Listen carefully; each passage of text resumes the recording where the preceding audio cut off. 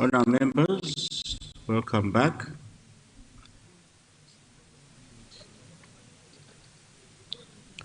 Before we proceed, let me introduce to you our guests. They might want to leave early. Let me not hold them for long. Is it Kavoyo Primary School or Kayoyo? Kayoyo Primary School. Please stand up, our students from Kayoyo. They have come with Honorable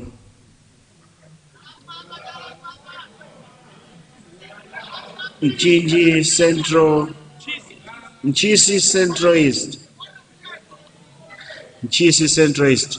You want to say something to your students, Honorable? A quick one. Thank you so much, Right Honorable Speaker, for giving a chance to greet my students. This is our National Assembly. You just maybe heard that the Parliament, this is a Parliament, you are most welcome. I hope one of you, in the coming maybe 5 or 10 years, you sit on my chair. Thank you, Right Honorable Speaker. Thank you so much. You are welcome, our students. Enjoy your day and hope to see you again soon. Zimba South, what's gone out of order? Mr. Speaker, through you, on Standing Order 205, dressing code. I see that Msanje Central is putting on a sports shoe. In football fraternity, it is allowed to put on a suit and a sports shoe. But here at Parliament, I don't know if he can declare himself. He's putting on a sports shoe, a white one. Through you, Mr. Speaker.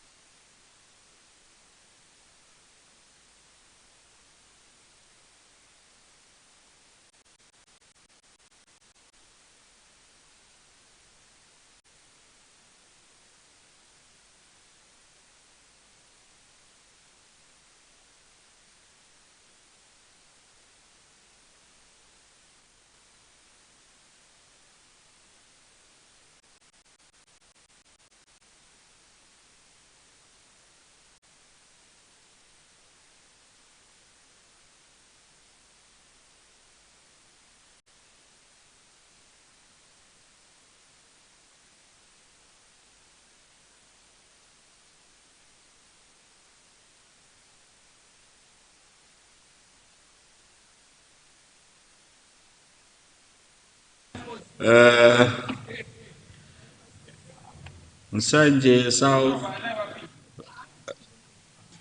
Is it southeast, southwest? Southwest.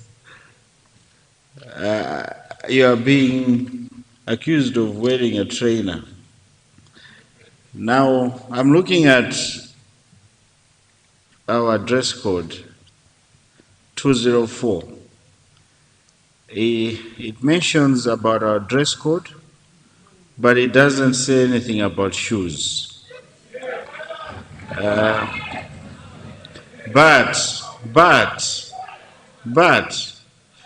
I'll read it. The official dress for male members of National Assembly shall be a lounge suit, a pair of long trousers, a tie, and a jacket. I think the framers wanted us to be smart and official. So as long as, even though it's not mentioning anything on the shoes, but the shoes should be official. Let's make sure that official shoes are those that come with a suit. Let's take note of that, and let's keep that dress code. I rule so. Let's now move to questions. We continue from where we stopped with questions. Sanje Southwest, I know you were mentioned. You have the floor. Right Honorable Speaker, sir. I don't know which shoes he's talking about. Does he want me to stand in front so he must see my shoes first? Then he can confirm whether I'm wearing the wrong shoes.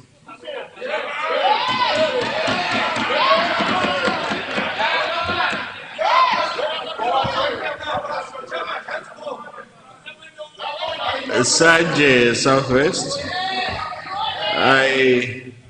I made a ruling, and we don't have to see your shoe. We know you wear smart shoes.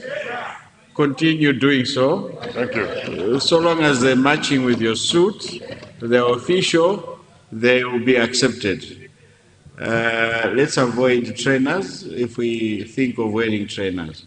But I know the honorable member, I haven't seen him today, I didn't pay attention to his feet, but I'm sure he's always decent and official. Right Honorable Speaker, sir. I think he's not only color blind, but he's blind. So he didn't see me. Can you allow me to stand there so he must see my shoes? No, it's fine. Oh, you're coming.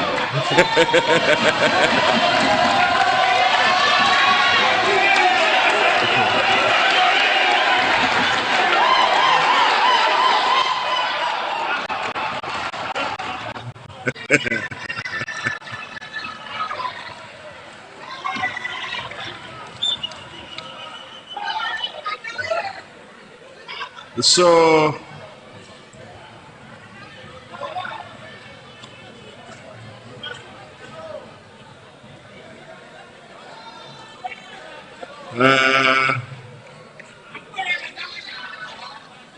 Zimba South. Zimba South. Next time before you accuse someone, be sure. Be very sure. Because your point of order is ruled out.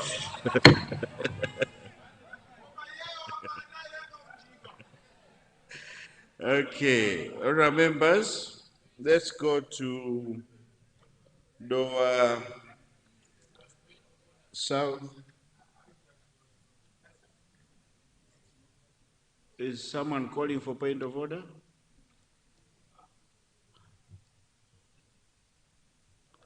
Mzimba, yes, what's gone out of order, Honorable?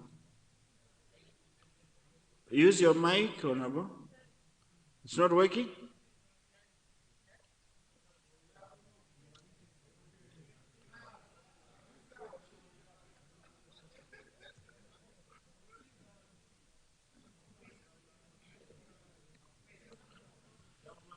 Our IT.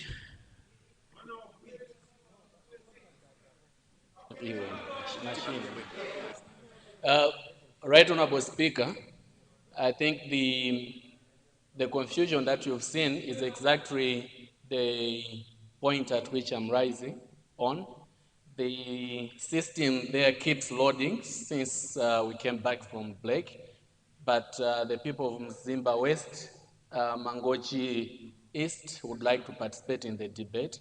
So if the IT team could work on that, I submit, Speaker. Okay, please try again from your seat. Honorable members, let's all switch off our mics. Let's try this. Try again.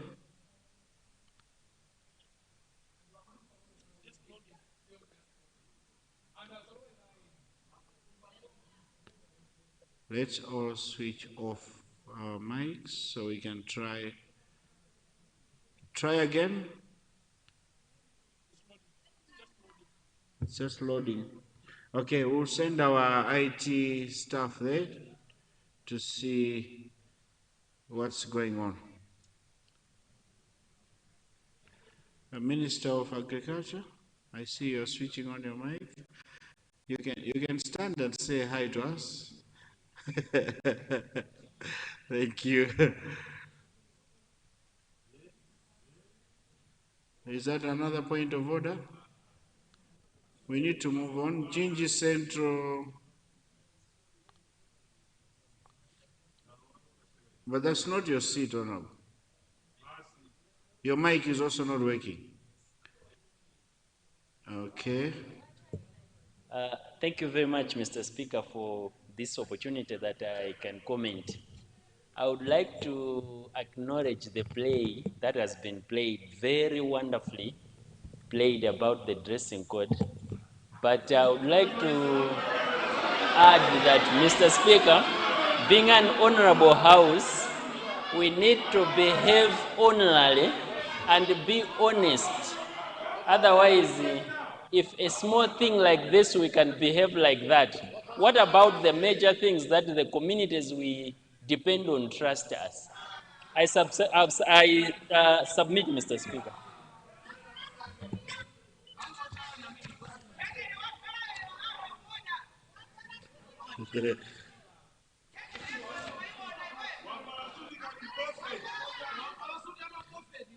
Thank you. I made a ruling on that one. We got better things to discuss. Let's move on. We go into question 233 to Ministry of Health and Sanitation. 233 is coming from Doha Southeast. You have the floor, Doha Southeast.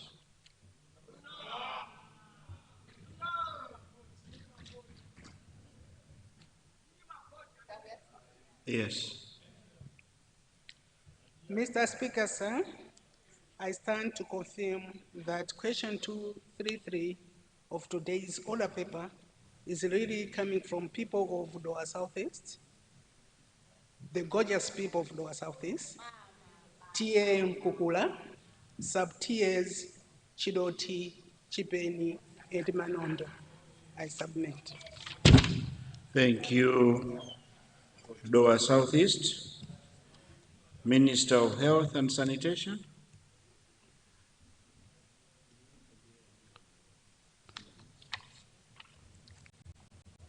Thank you, Mr. Speaker, sir. And through you, let me thank the honorable member for Doha Southeast, who has asked my ministry whether the government will consider upgrading Changhungu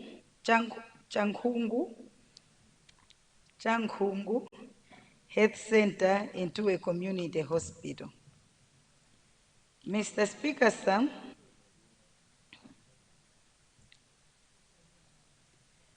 the government remains committed to ensuring that all Malawians have access to quality, equitable, and affordable health services.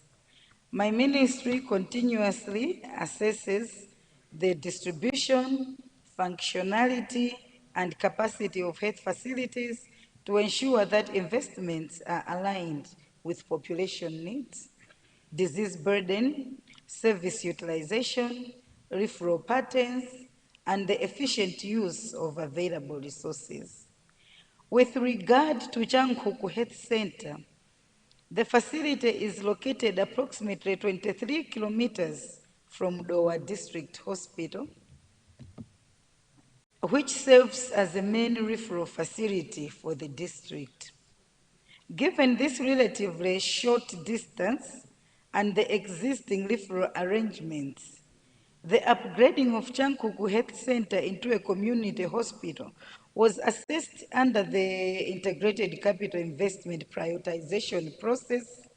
And Mr. Speaker, sir, following the prioritization exercise, which considered factors, as I mentioned earlier on, to do with population saved, accessibility, infrastructure gaps, referral patterns, and investment requirements, Chankuku Health Center was not recommending for upgrading into community hospital at this time. And I repeat, at this time. The assessment determined that an upgrade would not be most efficient allocation of limited health sector resources, considering that the facility would primarily serve referrals from limited number of feeder facilities, namely Mvela Mission Health Center and Mvela Army Health Center, whilst Dowa District Hospital remains accessible at the designated referral facility. Mr. Speaker, sir, the ministry is therefore prioritizing the strengthening of existing services at Chankungu Health Center rather than upgrading it to a higher facility.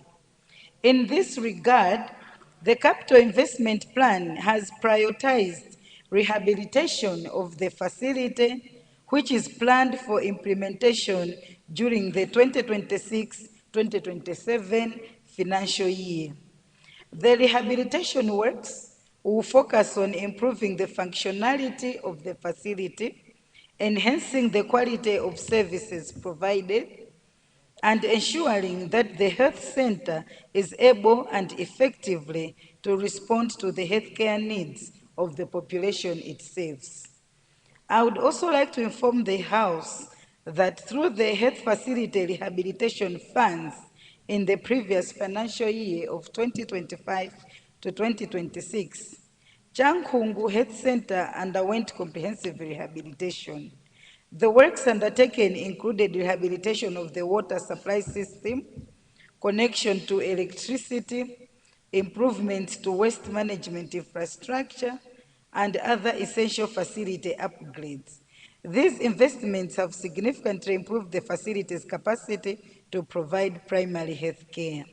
Mr. Speaker, sir, whilst government does not consider upgrading of Chankungu Health Center to a community hospital to be an immediate priority, this does not rule out the future consideration. Any future review will be guided by changes in population growth, service demand, referral patterns, infrastructure needs, and available resources, and national health sector priorities. I thank you, Mr. Speaker.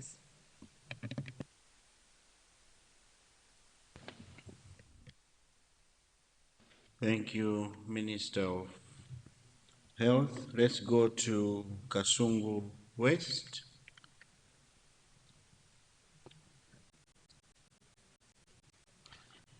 Yes, you have the floor. Thank you very much, Mr. Speaker, sir, for recognizing the people of Kasungu West to ask the Minister of Health a supplementary question. I wanted to know what criteria do the minister use to upgrade a hospital to a community. I have in mind in my constituency, Linyangwa Health Center. Would the minister consider to upgrade the Linyangwa Health Center to a community hospital? Because people from Linyangwa to access health services, they come from very far, almost 30 kilometers away from Kasungu District Hospital. Would also the minister, under Senior Chief Luke, we don't have a good hospital there. Furthermore, I want to ask also the minister if it is possible to consider construct Kampuru Trading Center, a health center, so that the people there also can have access for health services. Thank you very much, Mr. Speaker, sir. Thank you so much, Kasungu West. We go to Chitipa North. Chitipa North, right at the end of our beautiful country. You have the floor. Thank you very much, our Right Honorable Speaker, for recognizing the people of Chitipa North constituency, where Malawi starts. From the people, from the Senior Chief Mwalambia and Senior Chief Kameme. Would like to ask a supplementary question to our able Minister of Health to consider upgrading the two oldest health centers, Kapenda, that was constructed in 1971, and Kameme Health Center from 1954, when all of us were not here. Honorable Minister, we're requesting for your consideration to upgrade it to community rural hospitals so that people can have access to quality health services and further reduce the maternal and neonatal deaths that are currently rising in our constituency. Thank you so much. I submit. Thank you, Chitipa North. Mzuzu City South. Mzuzu City South. What is at the end? Is it east or west? West? Yes. You have the floor. Thank you very much, Honorable Speaker, for allowing the people of the Southwest to ask a supplementary question to the Honorable Minister of Health. The people of Mzuzu Southwest would like our able minister through the minister to help the people of Mzuzu Southwest to build a health center in Otua, specifically in Kokwe Ward, which is at the center of the constituency. The health center will assist the people and will also help to decongest the people, decongest Mzuzu Central Hospital as well as the Mapari Health Center. Thank you. Thank you very much, Honorable Minister of Health. Thank you so much, Mr. Speaker, sir. And through you, let me thank the honorable members who have asked my ministry supplementary questions. Mr. Speaker, sir, I want to provide guidance on the questions that honorable members do ask in regards to upgrading of a health center to community hospital.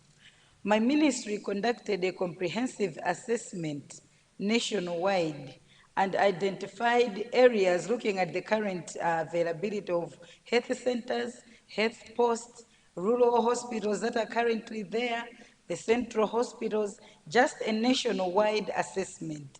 And this assessment established points where community hospitals can be constructed or can be expanded considering all the factors that we look into. And most of these factors are population that the facility will be serving, accessibility, issues of infrastructure, the referral patterns, and investment that will be required at that place for it to be a community hospital. Now these places and these areas have already been identified. So I would like the honorable members, if it's possible, to first liaise with my ministry where we can together look into the capital investment plan and see if the facility that you want to be upgraded is already prioritized by the government so that we look at all these areas. And if specifically you are not able to do that and you want me to assist you to do that, it is also welcome, but it means you have to submit a question specifically for that particular health center and not bringing it as a supplementary question, because it will mean I have to check for you in the plan if it is already there, or if it is not there, we can raise what the best thing we can do at the facility. So this is just the guidance that I want to give to the House in regards to community upgrading of health centers to community hospitals.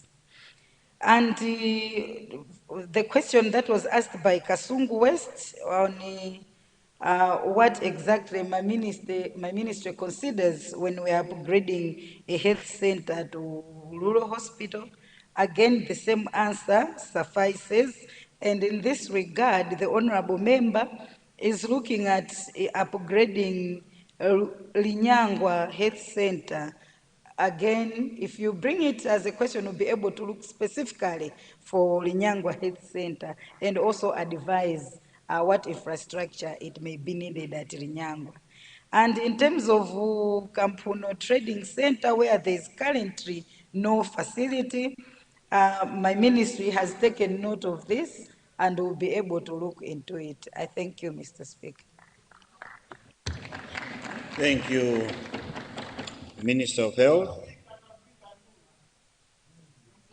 Let us now go to question 253. Yes, Leader.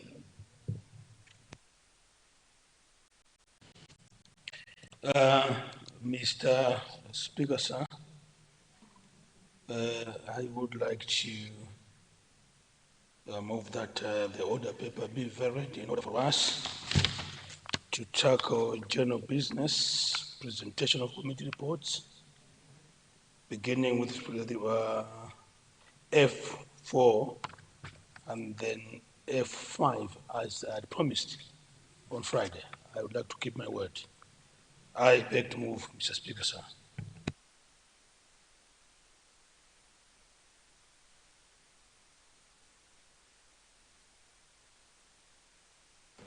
Blantyre City, is it?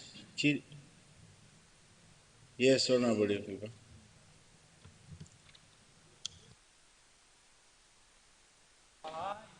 I just wanted to bring it to your attention that today's order paper has got two sections under Ministry of Health. So if you go down on question 276, you will find that there's also Ministry of Education. I don't know whether that was, because it looks like you have exhausted on the top part, but on the bottom part you don't have.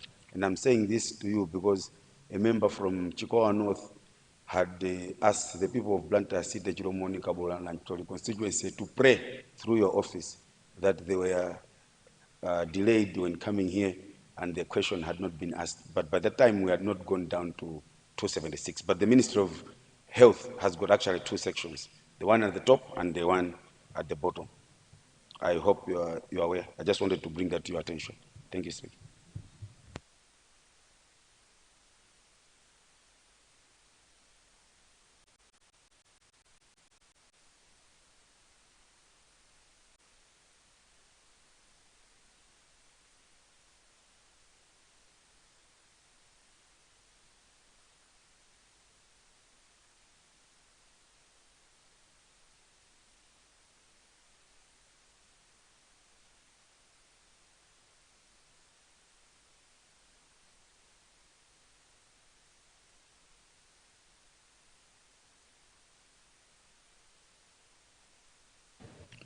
Oh, yeah.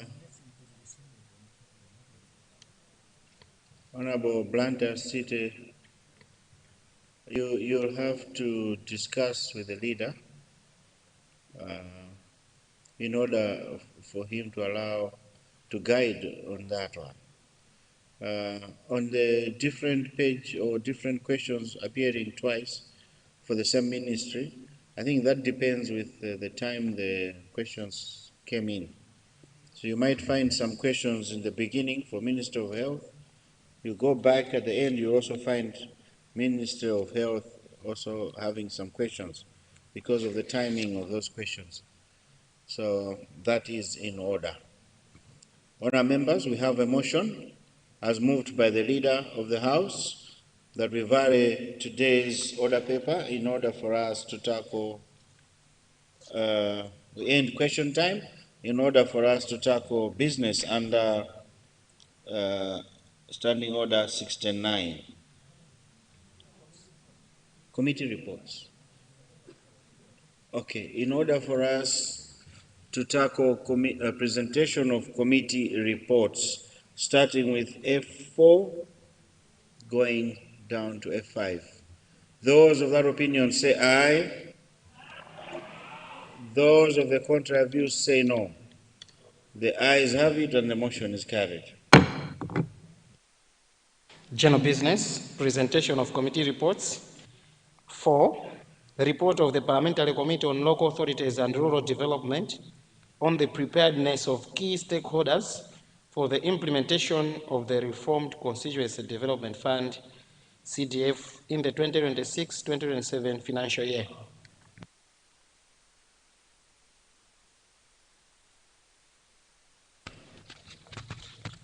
Thank you.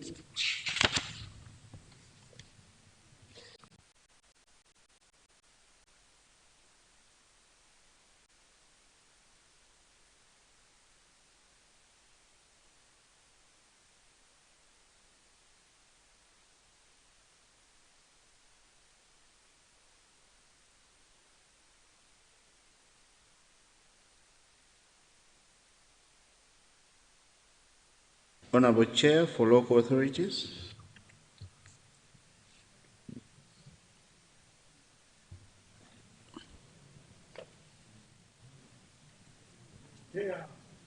Yes, Honorable. Thank you. Mr. Speaker, sir, I beg to present the paper standing in my name under item 2B, Roman numeral 5 of the order paper. Thank you. Thank you. Sergeant at Arms.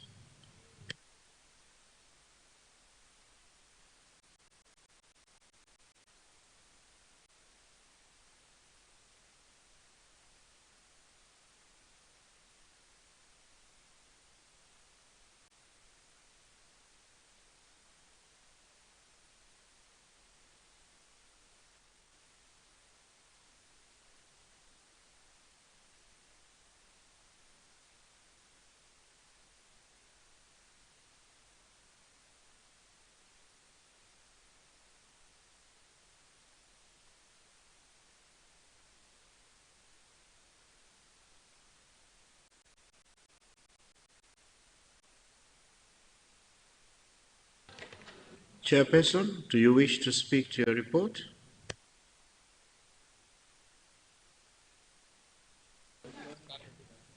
Yes, Mr. Speaker, sir, I would like to speak to the report. Please proceed.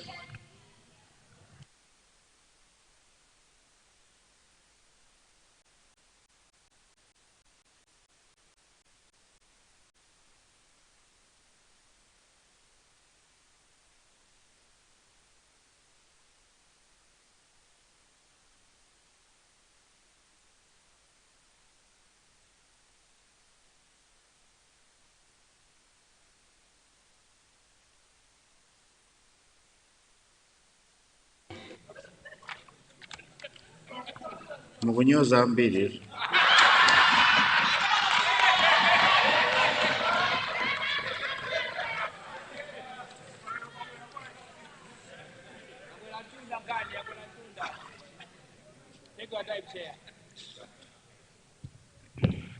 Thank you, Mr. Speaker, sir, for granting the Local Authorities Committee an opportunity to table and present a report based on the previous activities undertaken, and a special thanks to the Leader of the House for the consideration to ensure that this report is tabled today.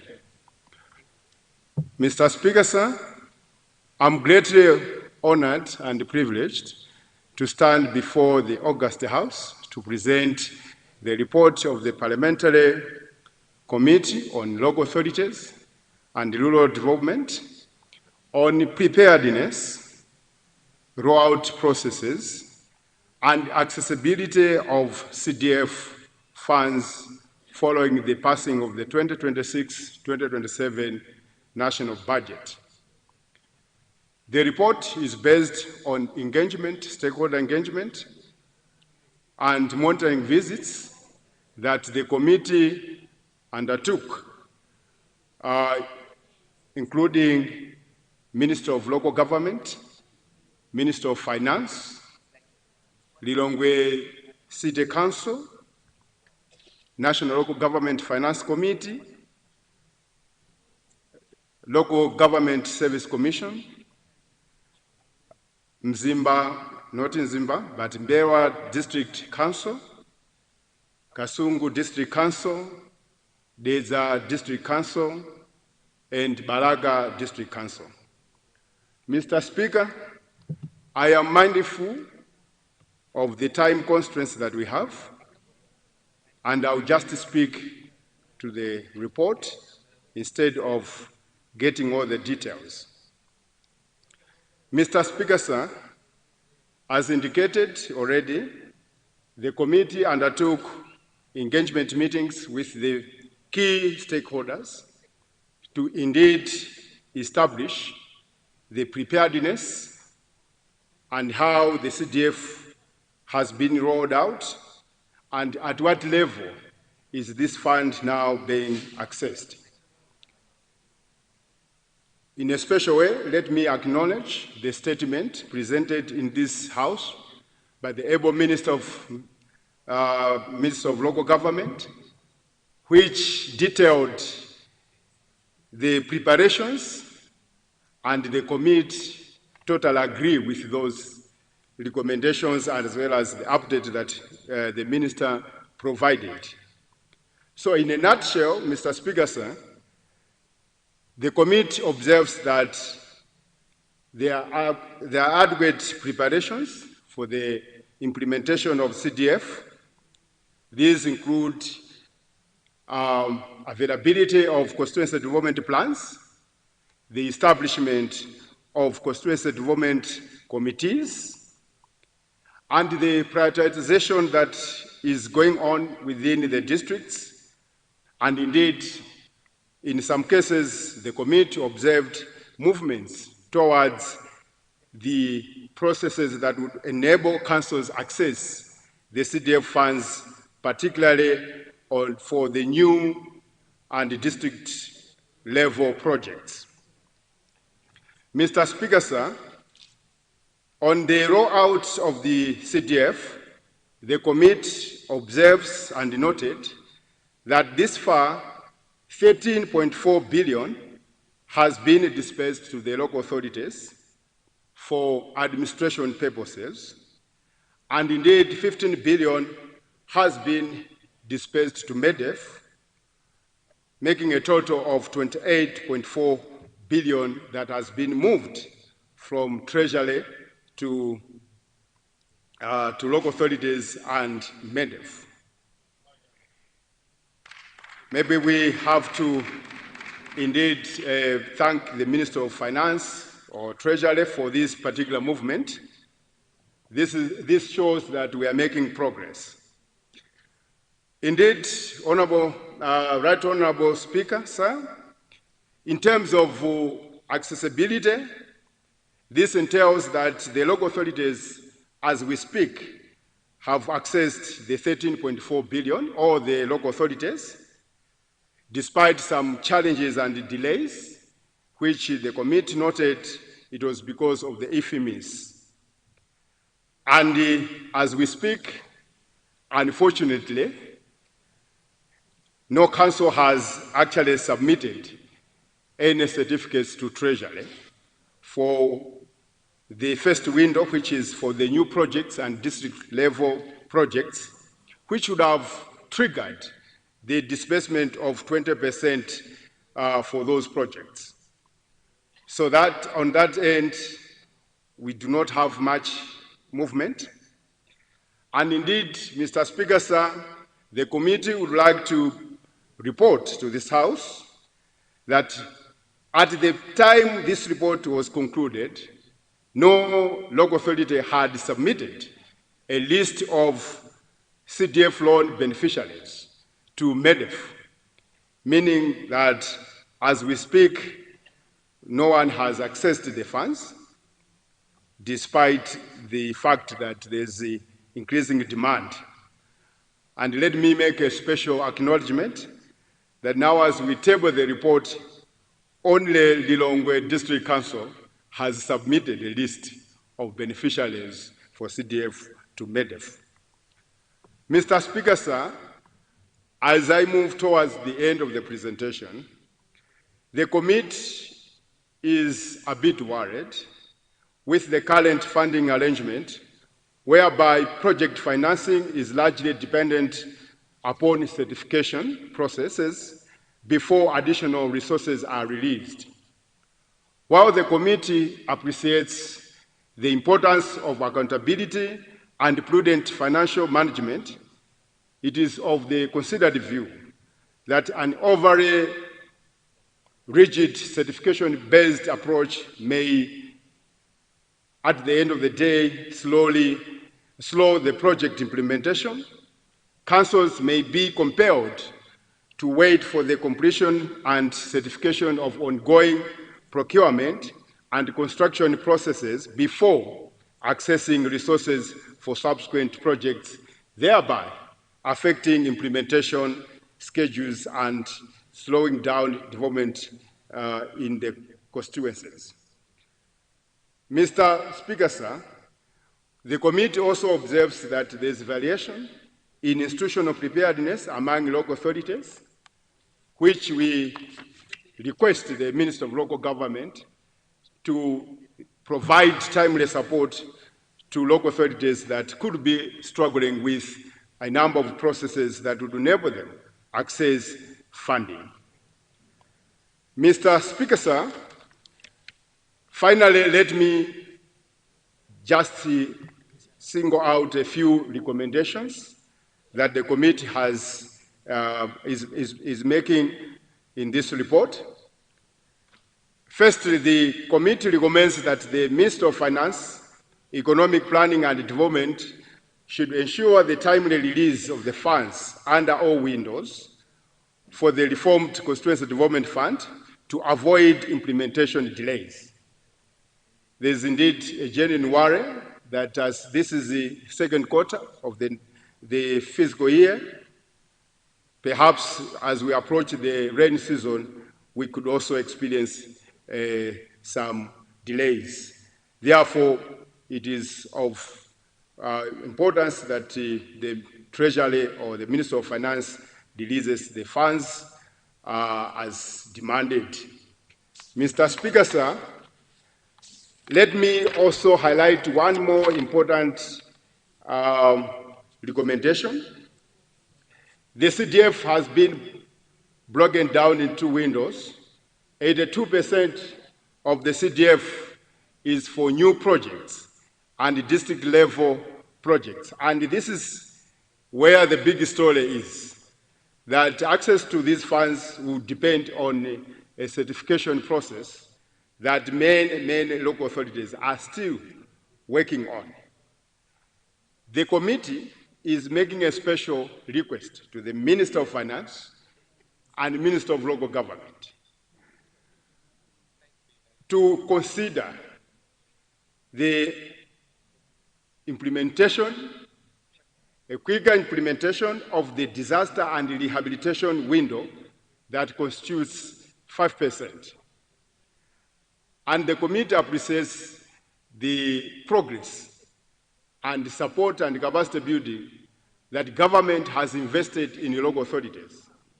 So the local authorities have procurement processes, and just as we speak, based on the report the minister provided, every constituency has 3 officers, including procurement. And therefore, it is a recommendation from this committee that perhaps the Ministry of Local Government and Ministry of Finance should use a different performance-based approach for this particular window. Mr. Speaker, sir, a number of almost every member of parliament is having a demand in the constituencies to fix smaller projects.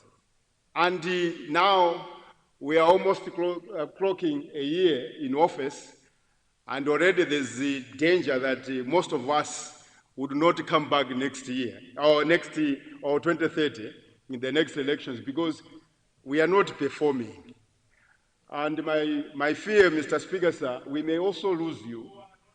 So you may help us in lobbying the Minister of Local Government and Minister of Finance to actually help with the 5% window from the CDF, so that members of parliament would have something to respond to the small disasters and the projects that are happening in our constituencies. In conclusion, Mr. Speaker, sir, your committee is satisfied that government and the key implementing institutions have made commendable progress in preparing for the implementation of reformed Constituency Development Fund, the development of implementation frameworks, strengthening of institutional arrangements, recruitment of technical personnel, establishment of financial management systems, and release of substantial financial resources all demonstrate government's commitment to the successful implementation of this important program.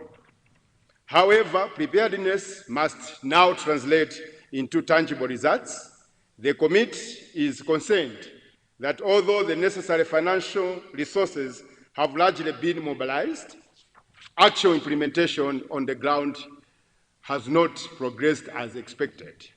Delays in accessing funds, submitting beneficiary lists, certifying projects, and operationalizing key financial windows continue to be slow, and this is where the committee is making a candid request to relevant authorities to support the local authorities to roll out a number of windows. Mr. Speaker, sir, with these few remarks, I beg to move that the report of the Parliamentary Committee on Local Authorities and Rural Development on the preparedness of key stakeholders for the implementation of the reformed Constituency Development Fund in 2026-2027 financial year be adopted by this Honorable House. Mr. Speaker, sir, I beg to move. Thank you very much, Chair.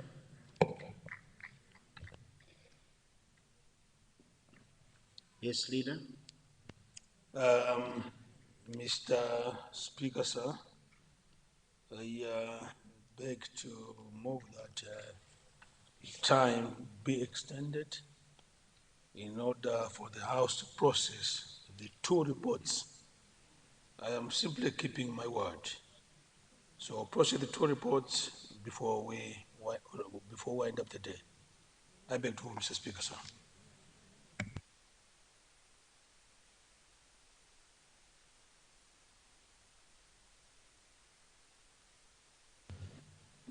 Honourable members, we have a motion as moved by the leader. You remember Friday we had agreed to compensate some few minutes. It's on record, and the leader has just asked for that we extend time in order to tackle two reports as announced earlier. I now put a question. Those of that opinion say aye. Those of the contrary view say no. The ayes have it and the motion is carried. Let me get a seconder.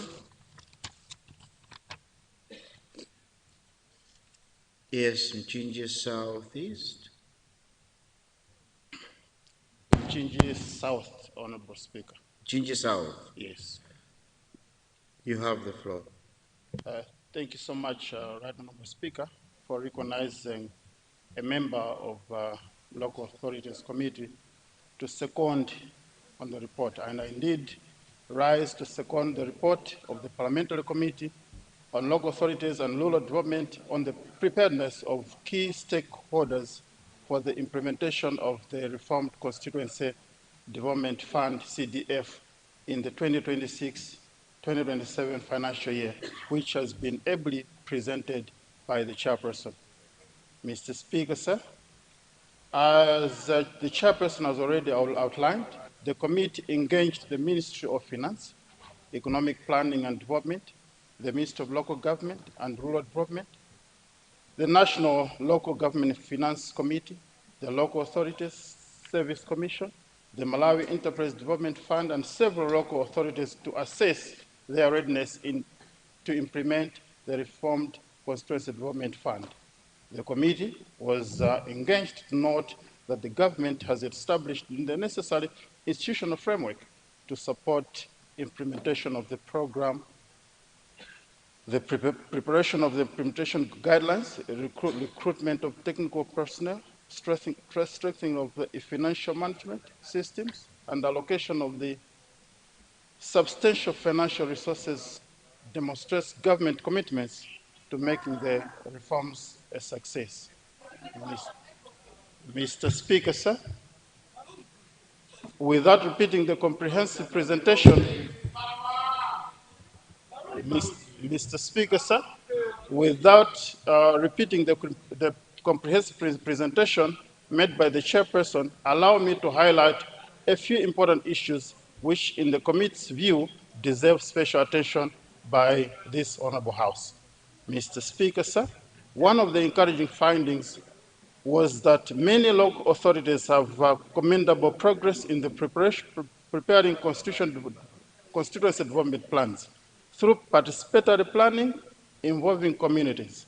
This is an important departure from previous approaches because it ensures that the projects implemented under the reformed CDF are informed by genuine development priorities identified by the people themselves. The committee also welcomes the establishment of the constituency offices and the recruitment of additional technical personnel, which will strengthen project supervision and improve service delivery in the local level. Mr. Speaker, sir, notwithstanding these achievements, the committee observed that preparedness remains uneven across local government authorities. While some councils are adequately staffed and operationally ready, others continue to face shortages of engineers, procurement officers, accountants, and other technical personnel. Unless these disparities are addressed, there is a risk that implementation of the reform CDF will progress at different speeds across the country, thereby denying some constituencies the timely development they deserve. Mr. Speaker, sir, the committee was also pleased to learn that the government has already released 15 billion to the Malawi Enterprise Development Fund, MEDEF, for the Youth and Women Economic Empowerment Loans Facility, and 13.4 billion to local authorities for administrative expenses. These are important milestones in the operationalizing the reform CDF and clearly demonstrate government's commitment to decentralized development. However, Mr. Speaker, sir, the committee is concerned that despite these financial commitments, implementation on the ground has not progressed as expected.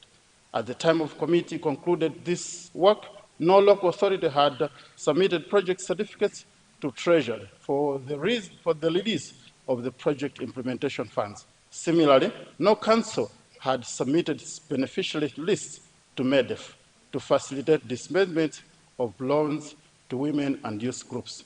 This means that although finances resources are available, the intended beneficiaries are yet to realize the full benefits of the program. Mr. Speaker, sir, another issue that deserves attention is the accessibility of the different CDF financing windows. While councils have generally accessed administrative funds, many experience delays due to operational challenges within the Integrated Financial Management Information System, IFMIS. Furthermore, constituencies are yet to benefit from the disaster and the updation window, thereby limiting their ability to respond promptly to emergencies and complete urgent community projects. The committee also noted that uncertainty regarding procedures for administering the loans facility has created confusion among councils and prospective beneficiaries. Women and youths, groups who are expected to benefit significantly from the program, continue to wait because implementation procedures have not been completed. The committee therefore believes that there is urgent need for greater coordination among implementation issues to ensure that administrative processes do not frustrate objective processes. Mr. Speaker, sir, in these view observations, the committee strongly supports the recommendation presented by the chairperson. In particular, government should expedite the operationalization of all financing windows under the reformed CDF, strengthening technical support to local authorities, resolve IFMIS-related challenges, ensure timely submission of project certificates and beneficial lists, and intensify public awareness on the loans component of the program. Equally important is the need to continue strengthening the technical capacity of local government through recruitment of qualified personnel and continuous training. Mr. Speaker, sir, the Reformed Constituency Development Fund has the potential to transform rural communities by improving access to infrastructure, empowering women and youth economically, enhancing disaster response, and promoting inclusive local development. However, The success of the program would depend on the commitment of the implementation institutions to execute their responsibilities efficiently, transparently, and accordance with the improved implementation framework. In conclusion, Mr. Speaker, sir, I wish to commend the chairperson of and all the members of Parliamentary Committee on Local Authorities and Rural Development for producing a comprehensive and timely report. I also extend my appreciation to all government institutions and stakeholders that appeared before the committee and provided valuable information during this oversight exercise. With these few remarks, Mr. Speaker, sir, I beg to second the motion that the report of the Parliamentary Committee on Local Authorities and Local Development and Preparedness of the key stakeholders and implementation of the Reformed Constituency Development Fund in the 2026-2027 financial year be adopted by this House. I thank you, Mr. Speaker.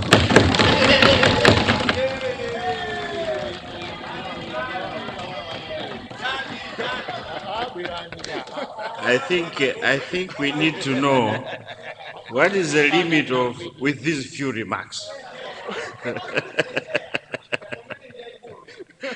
Thank you so much for seconding the report.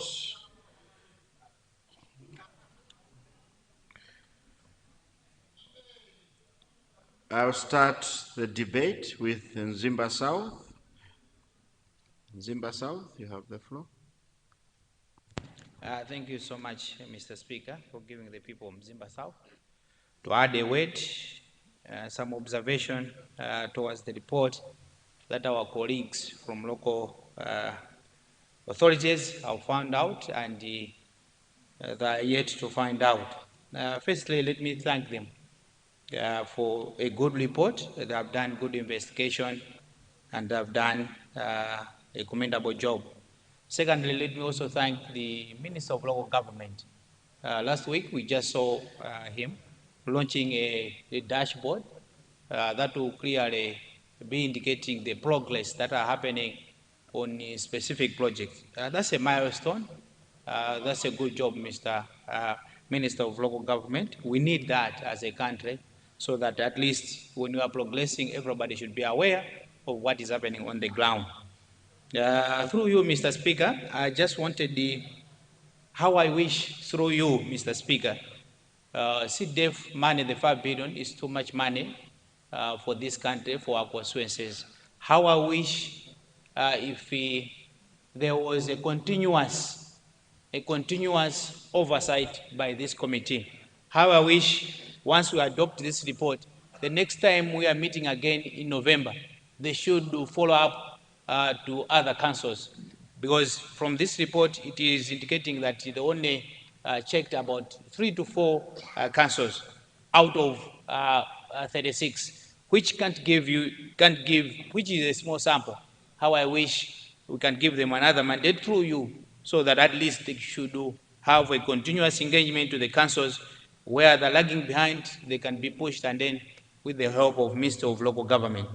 The third thing that I had observed, last week, the nation reported that 1.2 billion has actually been disbursed to the youths and women.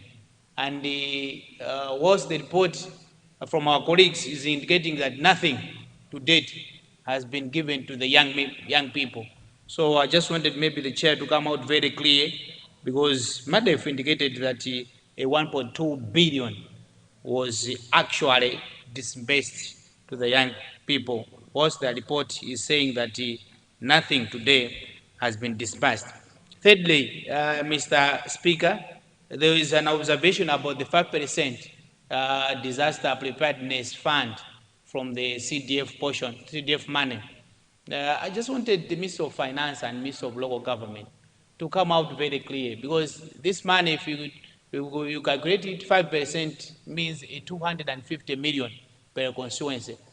How I wish the Minister of Finance and the Minister of Local Government could come out very clear, because right now, through you, Mr. Speaker, each constituency right now has got a certain project which, due to heavy rains that we have had last rainy season, needs a repair. And I don't think those small projects need the whole process of procurement. So how I wish the Minister of Local Government and Minister of Finance and Minister of Justice can come out very clear the actual processes this 250 million kwacha should follow. Otherwise, right now the councils, the constituency people are asking us how the bridges that were washed away can be repaired. Finally, Mr. Speaker, sir, I want also to thank the Minister of Local Government. Last week they released a performance-based LAPA. I don't know if which the chair of can clarify, or they need to be investigating better, is this the same performance-based results? Is it the same one that is going to be applicable to the CDF?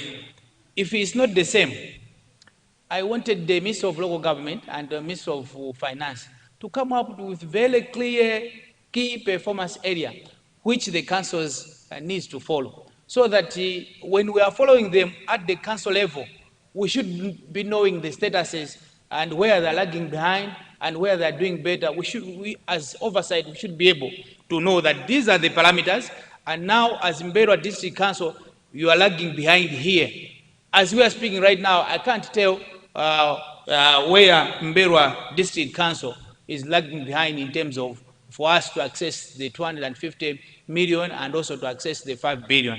With these few remarks, Mr. Speaker, I support the report, but how I wish there should be a continuous process by this committee to be following up other councils that have not been followed up through their report. Thank you so much, Mr. Speaker.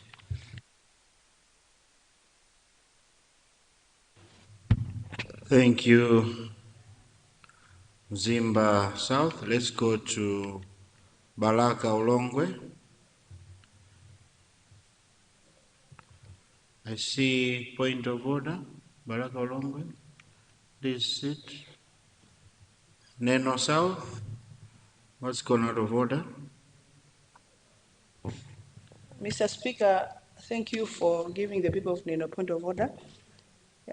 Is it in order that we don't recognize the district councils that have done well in the LAPA ranking, the local authority performance assessment, where Neno, Doa, and Rumpi are the best 3 councils that have done well in this district? Is it in order, Mr. Speaker, sir? Thank you, I submit.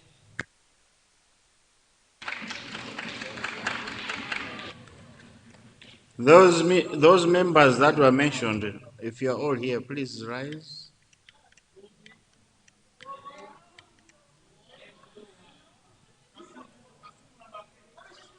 The minister is here, so don't try and cheat us here. No, but let's clap hands for those. Indeed, I see women are doing very well. Men are they in the top 3? No, good job. Please, we need to be on top of the game for this CDF to work. Thank you very much. Leader? Mr. Speaker, sir, I beg you to move that debate on the report to be curtailed in order to allow for the chairperson of the committee to wind up. I beg to move. Honourable members, we have a motion, but before the motion, I think the Minister of Local Government wants to say something. Yes, Minister of Local Government. Thank you very much, Right Honorable Speaker. I wanted to plead that there is what is called boardroom diplomacy, and that the issue being raised on the floor, particularly on the emergency, that's why it has been withdrawn on the order paper for purposes of boardroom diplomacy. And I would really encourage the chair and indeed members to observe boardroom diplomacy than taking it on the floor. I submit, Right Honorable. Boardroom diplomacy.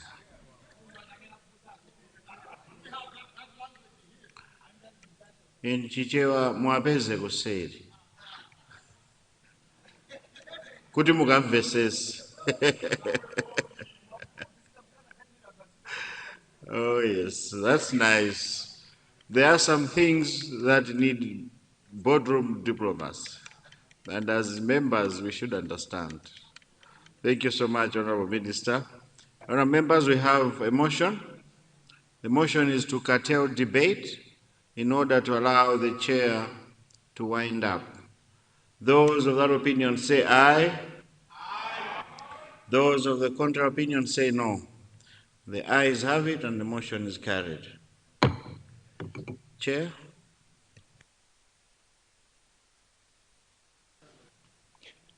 Thank you, Right Honorable Mr. Speaker. Indeed, from the contributions made, there's a general consensus that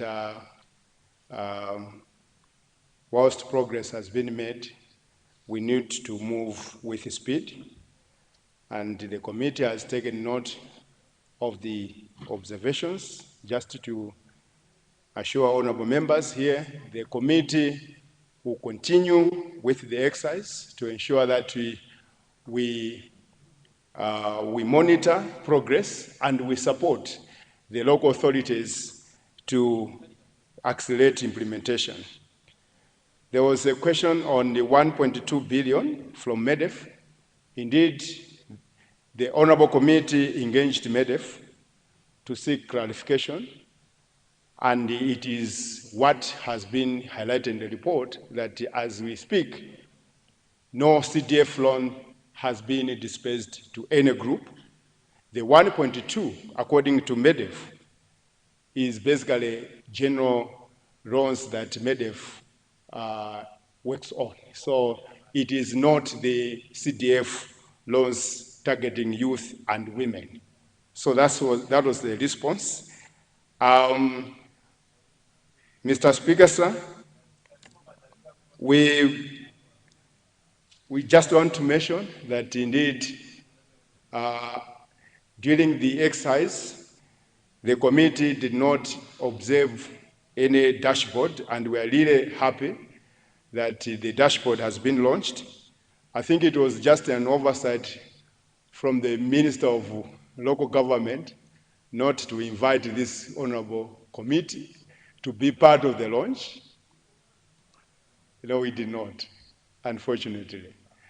So we should have attended that, but that is very good progress.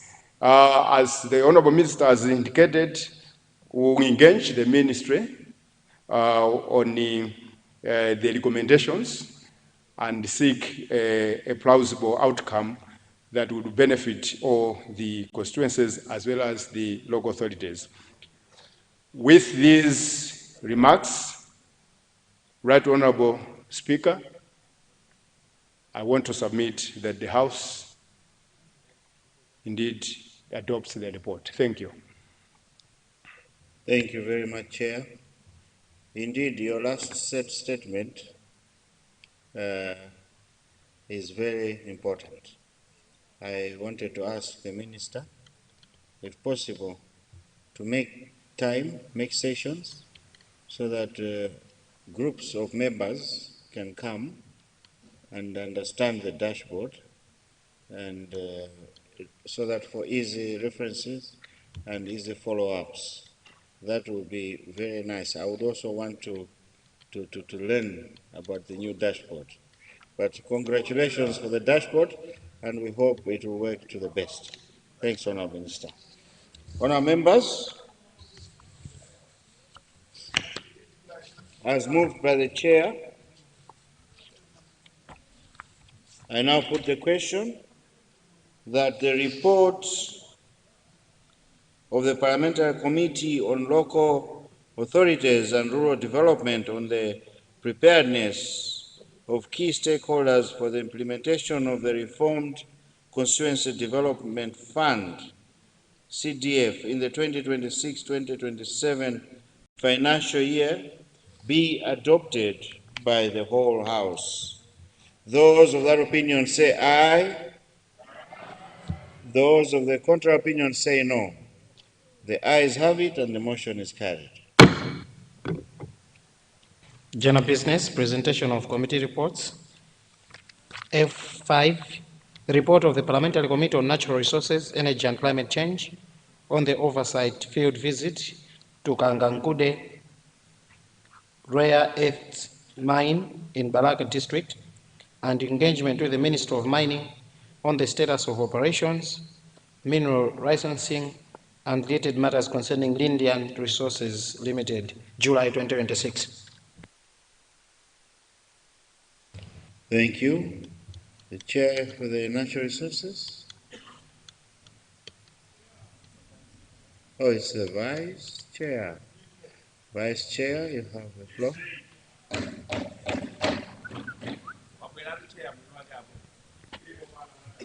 Yes, Vice Chair.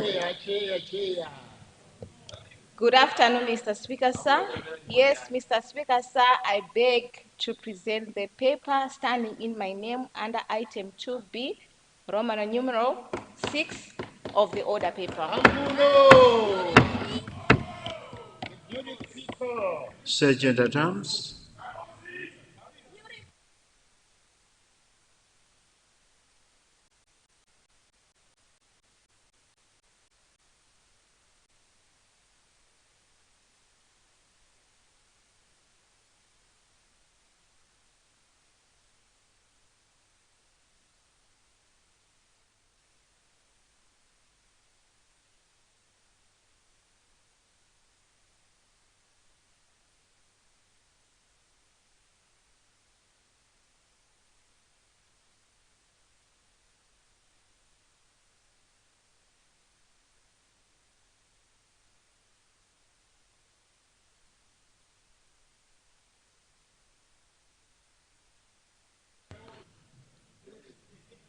Vice Chair, do you wish to speak to your report?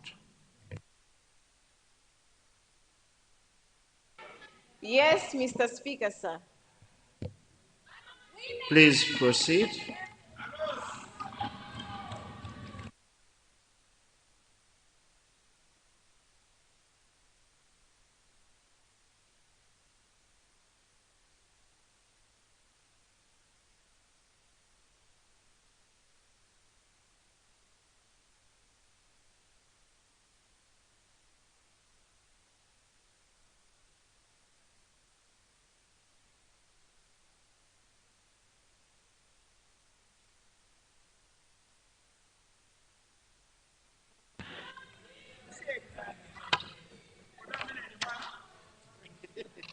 Mr. Speaker, sir, thank you for giving the opportunity to the Committee of Natural Resources Committee to give its report. Right Honorable Mr. Speaker, sir, I rise pursuant to Standing Order 185 to move that this House considers and adopts the report of Parliamentary Committee on Natural Resources, Energy and Climate Change on its oversight visit to the Kangakude Rare Earth Mine in Balaka District, and on this committee's subsequent engagement with the Ministry of Mining, its departments and agencies. Mr. Speaker, sir, before I go into substance of this report, allow me to thank your office and the office of the Clerk of the Parliament for the support extended to the committee throughout this exercise. I also wish, on behalf of the committee, to acknowledge the cooperation we received from the Ministry of Mining, the Malawi Mining Regulatory Authority, the Malawi Mining Investment Company, the Geological Survey Department, and from Lindian Resources itself, whose officials received us at the mine site and answered our questions candidly. Mr. Speaker, sir, why does this report matter? Kangakude Rare Earth Project is not just another mining project. It sits on one of the largest monazite rare earths deposits outside China. It is rich in minerals that the whole world is now scrambling for because they go into the magnets that power electric vehicles, wind turbines, and the technology of the future.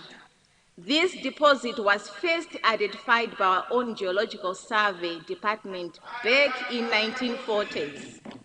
It sat idle for decades for lack of investment. Today, under the Malawi 2063 agenda, it has elevated a flagship project for this country.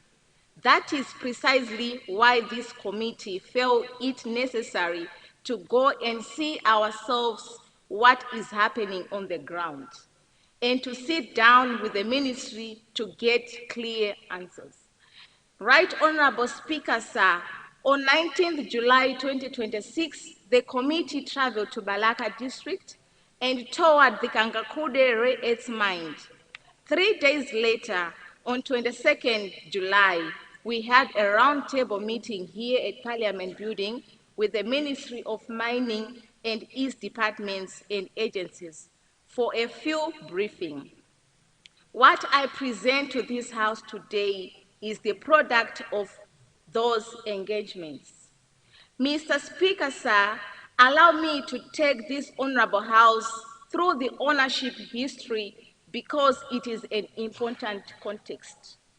The license over Kangakude was originally held by Rift Valley Resources Development Limited. After a protracted court process, Rift Valley was granted a medium-scale mining license in April 2022, valid for 10 years. In May of that same year, Linden Resources Limited, a company listed on Australian Securities Exchange, reached a court-endorsed settlement with Rift Valley, giving it right to acquire the company.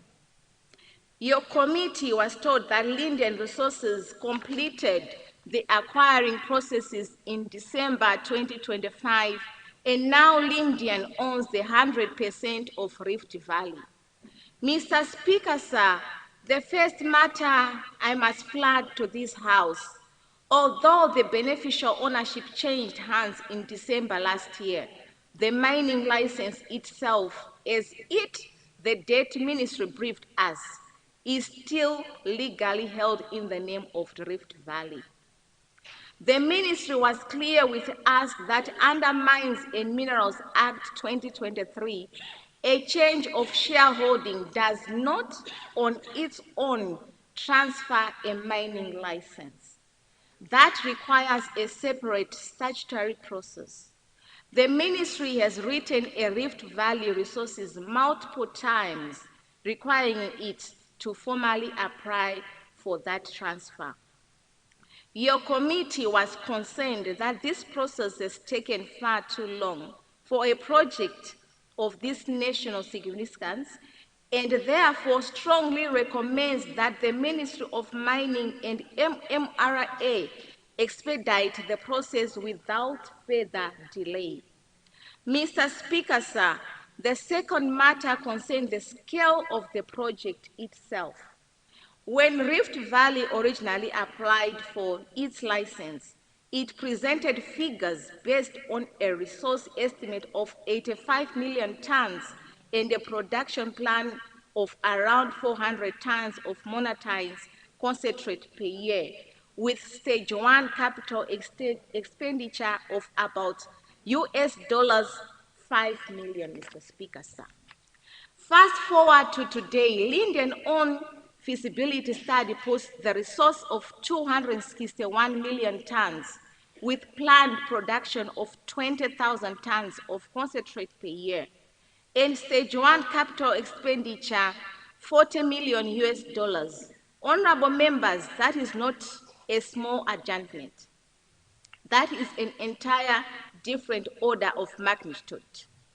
Under Section 144 of the Mines and Mineral Act of 2023, whether a project qualifies as medium scale or large scale is determined by three things: annual production capacity, capital expenditure, and the size of the workforce, not simply the size of the ore body. The indicative threshold of large-scale status is production exceeding 5 million tons actually, capital expenditure exceeding 250 million US dollars, and a workforce of 1,000 and more. The committee was told by the ministry that it had asked the Malawi Mining Regulatory Authority, MMRA, to conduct a technical assessment to determine where Kangakude now falls. Mr. Speaker, sir, given the gap between what was originally licensed and what is now being planned, this House should insist that this assessment be conducted speedily and not on basis of independent verification rather than the company's own self-reporting. Right Honorable Speaker, your committee was frankly not convinced that the company does not already meet the threshold for a large-scale license. And we cautioned during our engagement that a company could deliberately or otherwise present its figures in a matter designed to remain under a more lenient category. Let me add that if Linden Resources is to change its category of license from medium scale to large scale under the Mines and Mineral Act of 2023 and Malawi government through MAMICO will greatly benefit as MAMICO can. By law, venture into securing some shares of the foreign exchange market. However, let me point out that for government to secure shares on the foreign market exchange, there is a need to provide adequate support to MAMICO through the Ministry of Finance. Allow me to tell you what the committee observed on the ground, Mr. Speaker, sir. We were told that approximately 27,000 tons of ore was already sitting in the run-of-mine pad at the mine, and that the Linden Resources and its storage facility was already at 50% capacity. Honorable members may wish to note that this is for a project that has not yet been commissioned for a commercial production. We also learned that mine has been conducting blasting operation every day at a depth of approximately 500 meters since 1st July of this year. The company maintains that the activity it is now conducting is exploration and bulk sampling by the Ministry of Mining for its part. Told us it has found no evidence to date of for commercial exportation of rare earth ore, and that materials exported so far were exploration, meticulous testing, and laboratory analysis done under regulatory approval. Mr. Speaker, sir, the committee accepts that assurance, but it's clear that volume of ore now stockpiled and the scale frequently of blasting warrants a closer and continuing verification even by independent inspectors. This House cannot simply take comfort in an assurance. It must see follow through. There were other matters that troubled the committee, Mr. Speaker, sir. We asked the company directly whether it holds a valid environmental and social impact assessment (ASIA) certificate. We were told that the certificate covers only current operational area and that the company was yet to secure approval of its expanded footprint. That is a gap that must be closed before any expansion proceeds, and we urge relevant institutions, particularly Malawi Environmental Protection MEPA, to be proactive on this project to follow through. Furthermore, Mr. Speaker, sir, your committee asked why the company had not submitted technical, operational, and financial documents that the ministry had requested. These documents I have just mentioned are essential of determining the correct license category. It was therefore surprisingly, Mr. Speaker, sir, to learn that the company representative could not give the committee satisfactory answer and appeared not even to be aware the deadline has passed.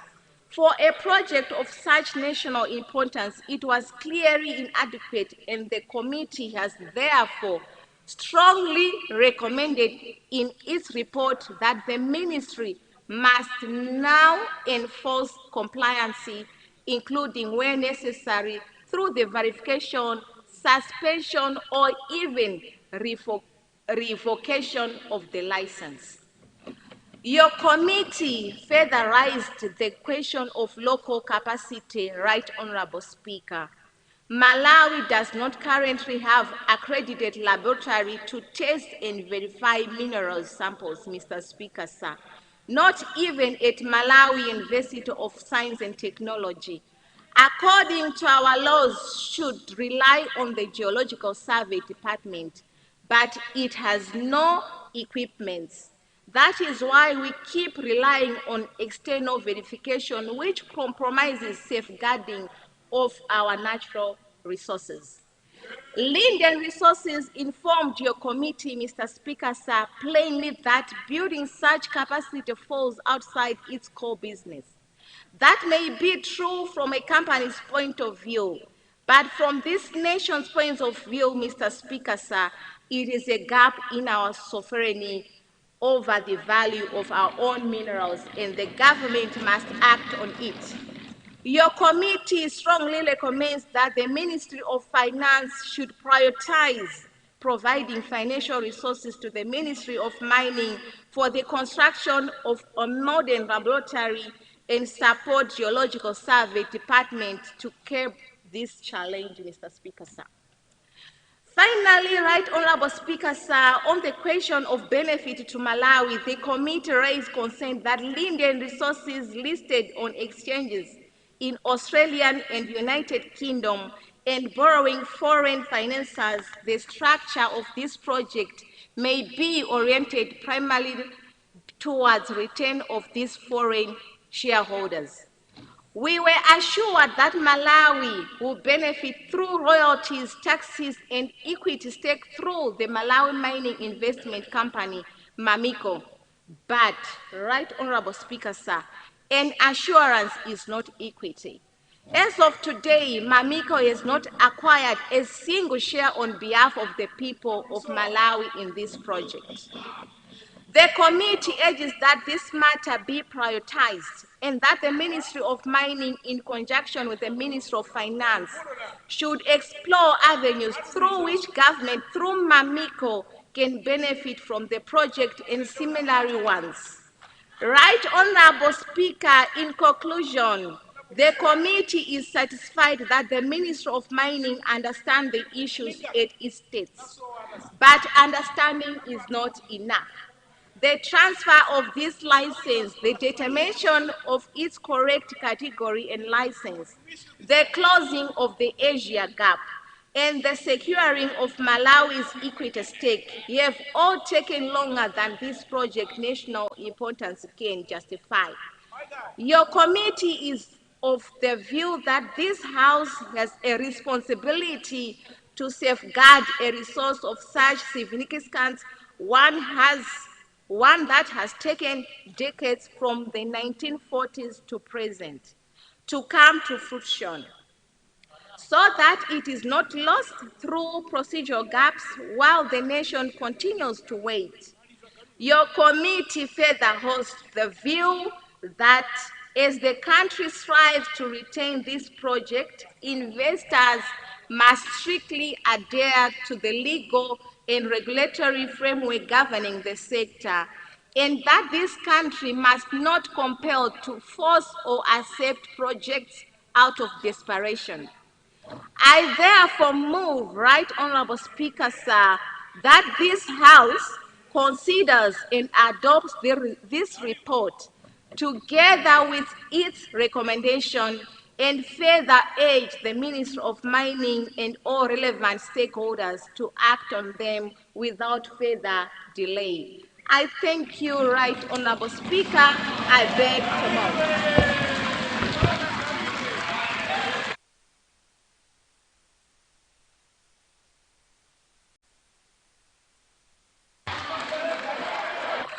Women power.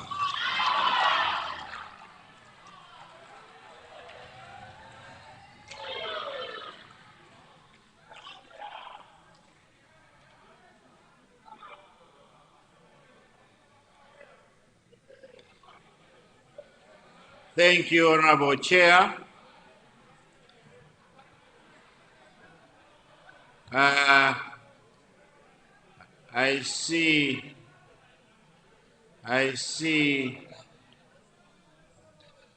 we have a new usher in the house.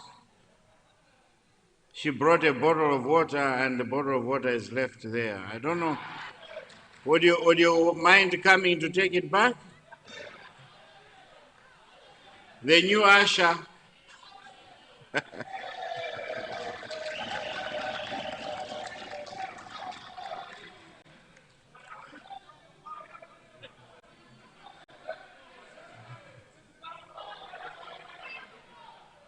Thank you.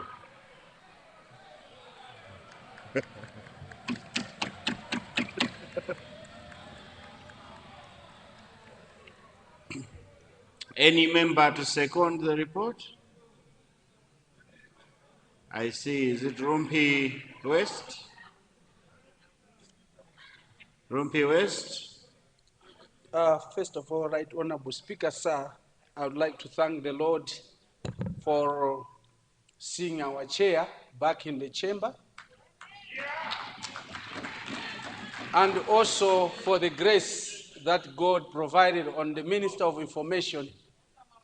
He's also back in the house. We thank the Lord for that. I rise to second the motion ably moved by the Honorable Vice Chairperson of the Parliamentary Committee on Natural Resources, Energy and Climate Change.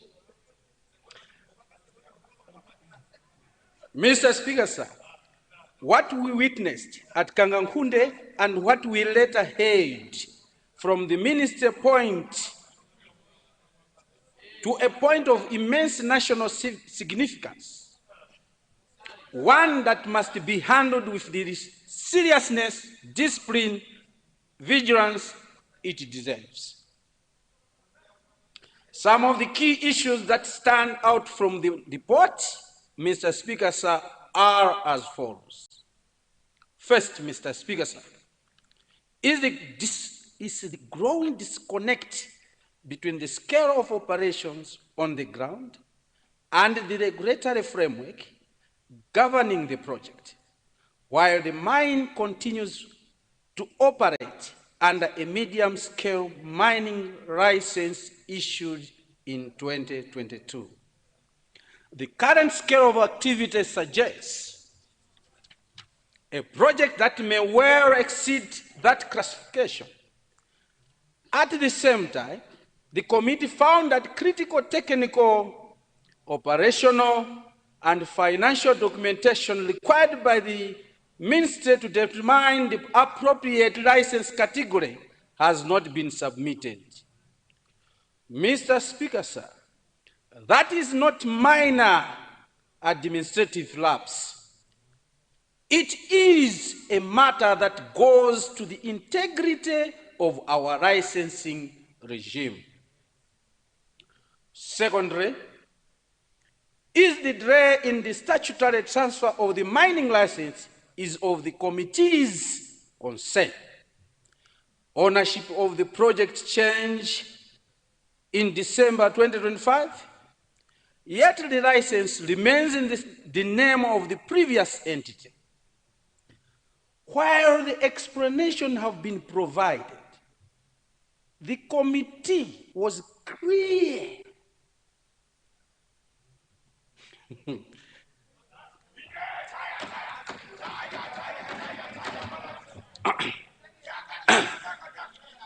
while the explanation has been provided by the committee was clear that compliance with the law cannot be indefinitely deferred.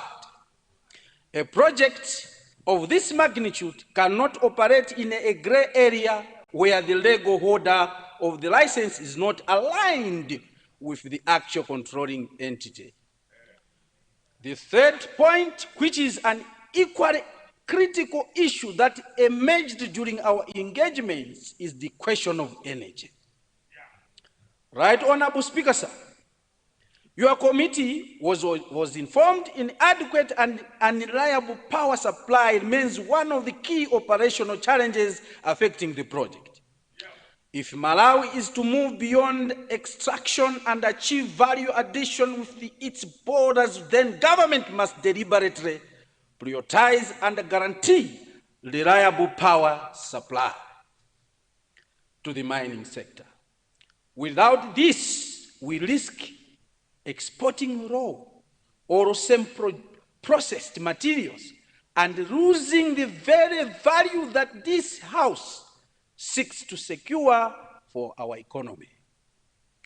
Lastly, Right Honorable Speaker, sir, this report is not against investment. On the contrary, it supports investment that is responsible, transparent, and full compliant with our laws. Malawi must remain open for business, but never, underline, but never at the expense of its regulatory standards or national interest.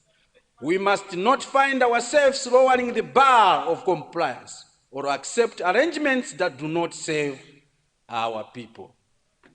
With these few remarks, I urge this House to adopt this report. Right Honorable Speaker, sir, I submit. Thank you very much, Mp West. Lilongwe City, I have the floor. Thank you Ngwenya. very much, Right Honorable Speaker. I stand to speak in support of the report, a report that is very clear, but also a report that helps us to identify gaps that are there in our regulatory framework, but also in our pieces of legislation. I think the whole House can agree with me that we want investment in mining. But we want investment in mining that is going to benefit us as Malawians. To be able to do that, Right Honorable Speaker, we have to build capacity. And I think the Minister of Mining will agree with us that we do not have the capacity. We are dealing with entities, with companies that have vast experience, that have been there forever, and these are businessmen that have the experience to be able to extract what they want from Malawi without us knowing. So what we have a policy at the moment that we have to have primary processing in Malawi. But what are we doing in order to ensure that primary processing is done in Malawi? We need to empower our people. We need to build capacity within ourselves here in Malawi. Bottom line, Right Honorable Speaker, our universities have to train the people now that are going to work in our mining industry. We have to build capacity within ministries. Every ministry, be it Ministry of Education, Ministry of Mining, Ministry of Information, Ministry of Energy, Ministry of Local Government, Gender, has to mainstream mining in its activities. Because all these have a bearing on whether we are going to benefit from mining or not. I'll start with the Ministry of Education. Do we have engineers? Do we have technocrats that will be able to man these mines? The Ministry of Information, does it have all the information on its fingertips to empower our communities so that they are aware of their rights, they are aware of their responsibilities? The Ministry of Energy, does it have the capacity to be able to power our mining industry. You know, we are looking down at, I don't think we realize the magnitude of the assets that we have. Sitting under Kangankude hill are the largest deposits of minerals in the world, of rare earths in the world outside China. And that's big, that's huge. We need energy to power that. And we have other minerals that need energy. So we can talk about the vast assets that we have, but if we do not have the capacity to extract, we do not have the technical know-how to be able to engage with these big companies, we will lose out. We do not have the laboratories that can assess whether what is going out is what we want to come back. Do we have the infrastructure to follow the money? Or that when the minerals are exported, are we realizing the base for our country? Is the forex that will be coming back? Is it what we have exported? So we need the technical know-how, and that we need to build through our Ministry of Education. We need, as a country, to know that Mamiko is empowered. Mamiko does not have shares in any of the mines. It does not have shares in Kairekera. And even as we sit here, their shares are available at Kangankude, but Mamiko is not even able to access those shares because they've not been financed. So we have to approach this whilst we are saying that mining is a frontier that is going to help our economy. But what is it we're investing in order for us tomorrow to reap what is due to us? So my plea to the government is that the Minister of Justice, our laws aligning so that we're not taken advantage of. So, Right Honorable Speaker, there's so much that I wanted to say, but bottom line, we have to build capacity. Bottom line, we need to sensitize our communities. We need to have a whole of government approach to this mining industry so that we're able to realize the benefits for our nation. Thank you very much. I submit, Right Honorable Speaker.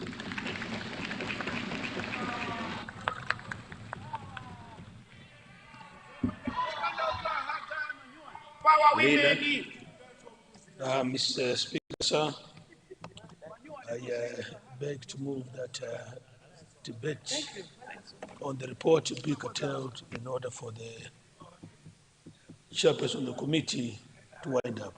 I beg to move. Honourable members, we have a motion that debate be curtailed in order for the vice chair to wind up. Those of that opinion say aye. Those of the contrary view say no. The ayes have it and the motion is carried. Chair, Vice Chair, please wind up. Thank you so much, Right Honorable Speaker. Indeed, from all the contributions that the honorable members have made, the committee has taken note of everything, but we still insist that the Ministry of Mining should take an action so that the Malawians should start benefiting everything that belongs to them from the mining sector. And as the committee, we will try our best to bring all the benefits of Malawians from the mining sector. I submit and I beg this honorable House to adopt the report. Thank you so much, Mr. Speaker, sir.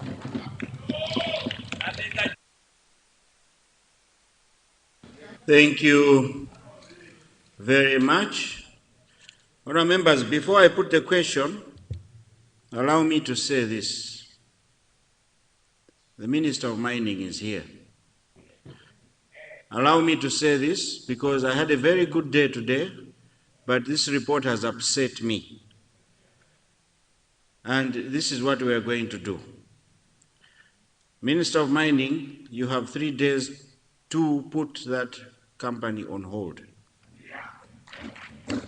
You suspend operations on that mine. Let us put those things in order.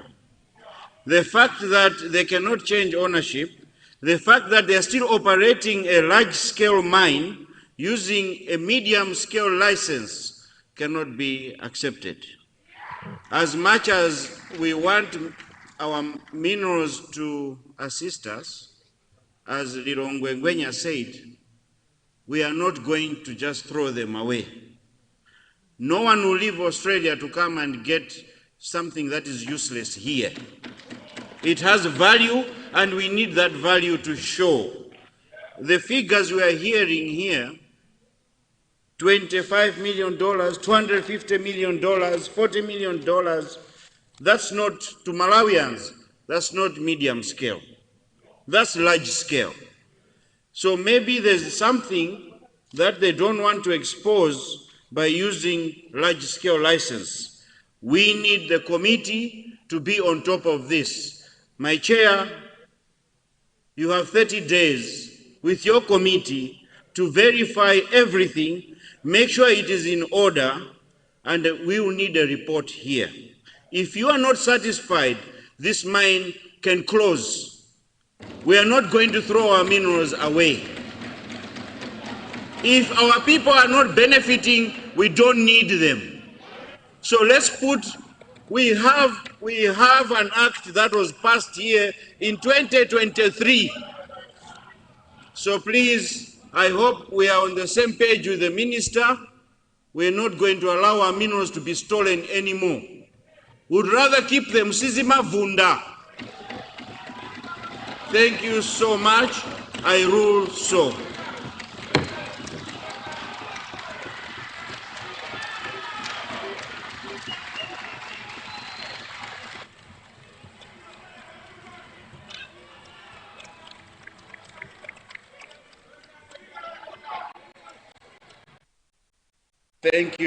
Thank you so much. Thank you very much. Before I put the question to adopt the report, Leader, you wanted to say something? Or we move the motion first? Thank you. Honourable members, I now put the question that the House adopts a report of the Parliamentary Committee on Natural Resource, Energy and Climate Change on the oversight field visit to Kangankude Rare Earth Mine in Baraka District and engagement with the Ministry of Mining on the status of operations, minerals licensing and related matters concerning Lindian Resources Limited, July 2026. I now put the question that the whole House adopt the report in its entirety. Those of that opinion say aye. Those of the contrary view say no. The ayes have it and the motion is carried. Yes, Leader? Mr. Speaker, sir, I do understand your misgivings on issues to do with mining. We take note of that, just to indicate that government is on top of these things. So we're not sitting idle. It's not like we're doing anything. The minister, the ministry, and all other ministers are working in unison to ensure that our people benefit from mining. We know for sure that the next big thing for this country is mining. And that's why the president took the initiative to create a standalone ministry responsible for mining, for the very reasons. I would like to submit, Mr. Speaker, sir. That said, tomorrow we will concentrate on bills. So the whole of tomorrow we'll be dealing with bills that have been circulating on the order paper. I submit, Mr. Speaker, sir. Leader, thank you for that assurance. My concern mainly was looking at the time this license was issued, 2022, it's the same time around that bridging foundation, we were being taken advantage of. That's why we're saying let's dig and find the truth. Thank you so much, Leader. Honourable members, before we adjourn, I have a few announcements to make. Budget Committee and Legal Affairs Committees Budget and Legal Affairs Committees to remain in the chamber soon after adjournment. Your chair would like to speak to you, the Budget and Legal Affairs Committees. Hey, Parliament football team will play Barracks women football team on Wednesday. The training for this match will start tomorrow. We have to train to beat these ladies at Bingu Upper Stadium. Please take note. This is from Coach Honorable Santiago Piri.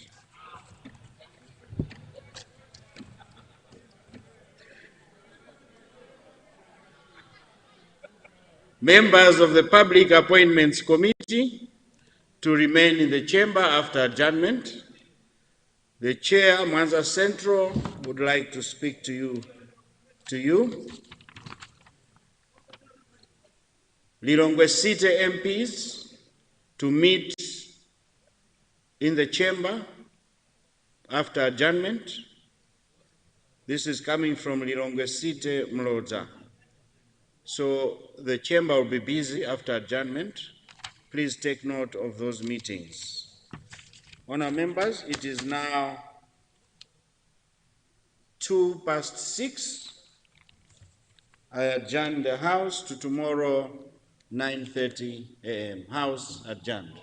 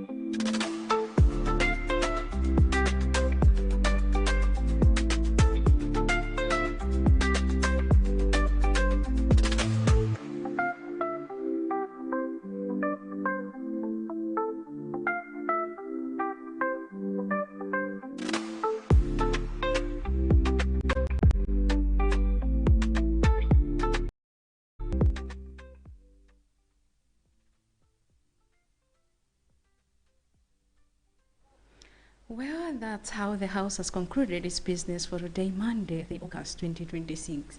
A summary of business on the floor. The House has today tackled questions on notice to ministers for oral replies, to ministries, to questions from honorable members, and these are Ministry of Justice and Constitutional Affairs, as well as Ministry of Health and Sanitation. The questions came from honorable members representing the following constituencies: Vumbwe Masenjere, Mulanje Mbuli, Zomba Chingale, and Dowa Southeast, among others. The House has adopted 2 committee reports. These reports are the Parliamentary Committee on Local Authorities and Rural Development report on the preparedness of key stakeholders for the implementation of the Reformed Constituency Development Fund, CDF, in the 2026-2027 financial year. And the Parliamentary Committee on Natural Resources, Energy and Climate Change report on the Kangankude Rare Earth Mine in Baraka, that's in Baraka district, and the engagement with the Ministry of Mining on the status of operations and mineral licensing, among others. The Speaker of Parliament, Right Honourable Samia Suleiman MP, has since adjourned the House until tomorrow, Tuesday, 4th August 2026, at 9:30 in the morning. Mene amundi momwe zaendera zokambirana za aphungu lero lolemba pa 3 August 2026. Aphungu anayamba zokambirana zawo kufunsa mafunso kupita ku maunduna. Maunduna awiri omwe ayankha mafunsowa ndi unduna woona za chilungamo ndi malamulo, komanso unduna woona za umoyo ndi ukhondo. Aphungu omwe anafunsa mafunsowa ndi oyimira madera a Vumbwe Masenjere, Mulanje Limbuli, Zomba Chingale, komanso Dowa South East Mwaena. Nyumba ya malamulo yavomereza maripoti awiri a makomiti ya nyumbayi. Maripotiwa ndi ripoti la komiti ya nyumba ya malamulo yoona za maboma ang'onoang'ono ndi chitukuko cha m'midzi, lokhuza kukonzekera kwa onse okhunzidwa ndi thumba la chitukuko la m'madera la CDF pakagwiritsidwe ntchito ka thumbali mu chaka cha boma cha 2026 mpaka 2027. Komanso ripoti la komiti ya nyumba ya malamulo yoona za chilengedwe ndi kusintha kwa nyengo. Ripoti ndi lokhuza ulendo wa komiti iyi woyendera mgodi wa Kangankude boma la Baraka, komanso mkumano wa komiti ndi unduna woona za migodi pa nkhani momwe mgodi ukugwirira ntchito, chiphaso cha mgodiwu ndi zina. Padakali pano aspika a nyumba ya malamulo olemekezeka a Samia Suleiman MP ayimisa zokambirana za aphungu kuti azakumanenso mmawa lachiwiri pa 4 August 2026 nthawi ya 9:30 mmawa. Malumwa anzanga onse kuno ku Parliament Broadcasting, mulani ndine Fani Mbwana.